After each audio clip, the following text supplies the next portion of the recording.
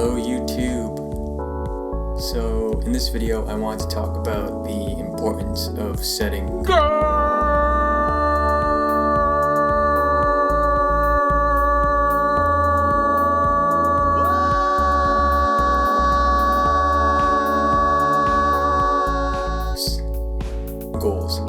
I wanted to talk about the importance of setting goals in your fitness career. But before that, I really wanted to address a tiny lie that I may have mentioned in my previous video. I think I said something along the lines of, but I kind of want to take a more casual approach to fitness. Alright, so hear me out, right? Not all of those a lie, because I actually do still have a 9 to 5 and fitness isn't my everything, right? But I have to admit that I am a bit more addicted to going to the gym and working out than your average person. But hopefully after this video you'll kind of see why I'm like this.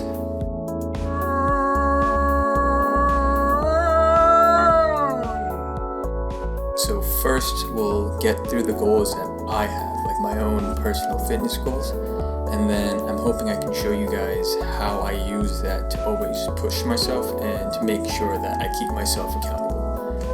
So, where to start? I guess I don't know if it's because I'm an accountant, but I'm very super numbers focused, right? So all my goals are tied around strength and what numbers I put up on each lift. So to kind of gauge that strength, I focus on the big 3 movements.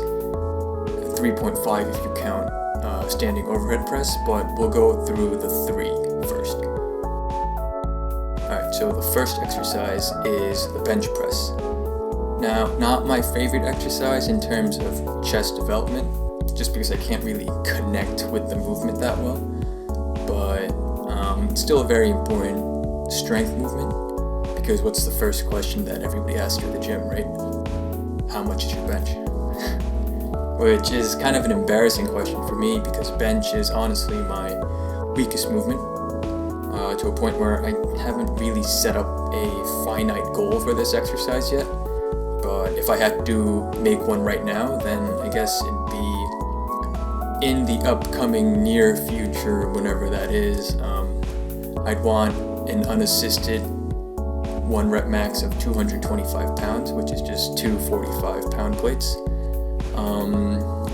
I'll get into what unassisted means for me when I actually work on the bench, but for now let's leave it at that. Alright, so the second of the big 3 is the squat. Now this is a personal favorite of mine and a move that I'm very confident in. But the goal for this one is a bit weird because it's tied to my body weight. And I don't know about you guys, but I bulked up during this quarantine, so I think the last time I checked I weighed around 182 and a half, so we'll round up to 183, right? So for the squat, I always want my maximum squat to be double my body weight. So with a little quick math that I already did before, my new max would be 365. And just to give you guys a perspective on how far off I am from that goal, here's a clip of me doing 355 and completely failing. Here we go!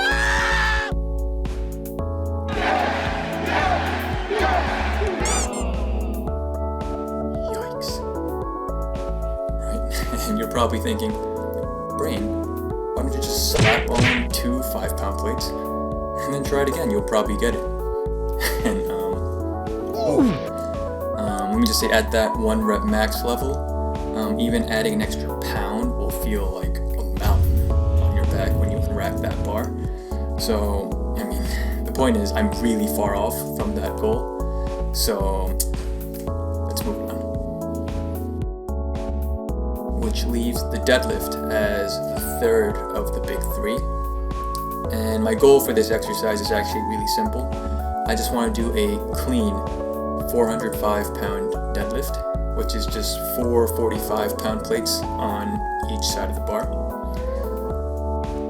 I want this to be kind of the main lift for me in 2021. So that's why I want the first big series for this channel to be deadlifts, the road to 405. We'll work out the kinks, but stay tuned for that. So those are just some of my goals that motivate and push me to go to the gym no matter what. Because I realized firsthand through this quarantine just how quickly your muscle mass and strength deteriorate with just a few weeks of not going to the gym.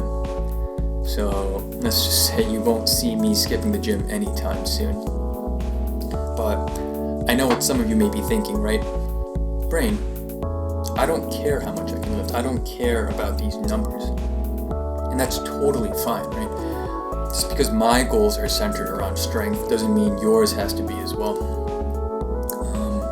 Fitness goals can literally be anything from like running a marathon to, climbing 2 flights of stairs without feeling winded, right? But having these goals will make going to the gym a tool of progression rather than a chore, right? And then as you keep progressing, fear will sort of kick in. The fear of losing all of that progress. And then hopefully as you keep pushing and keep going to the gym, it'll actually become a process that's pretty enjoyable because you'll see that you're improving and others will definitely notice that you're improving as well. I don't know, it might not be the case for everybody, but that's how this kind of addiction sparked for me. Key point of the video, if you take nothing else from this video, have a fitness goal, right? Define the fitness goal and know the steps to get there. And then you'll be on your way for sure. And yeah, that's it. Stay tuned for the road to 405. I don't know when I'll be recording that, but hopefully this weekend. And yeah, stay tuned for any other weird videos that I might concoct in my brain. I think that's it. Yeah. And most importantly, have fun and let's get it.